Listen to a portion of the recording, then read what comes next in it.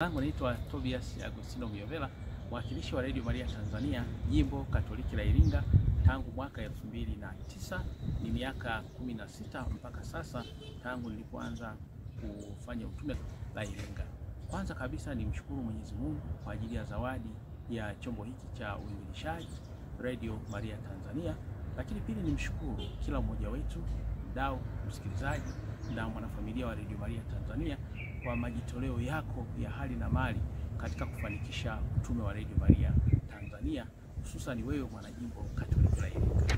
Nilichojifunza kwa miaka yote 16 hii iliyokuwa katika utume huu ambao nipo katika utume huu wa Radio Maria Jimbo la Iringa na Radio Maria Tanzania, utume wetu unahitaji upendo mkubwa kwa Mungu na kwa watu wote, lakini pia unahitaji utayari wa kila wakati katika kutekeleza majukumu ya kimisionari kama wafuasi wa Bwana wetu Yesu Kristo.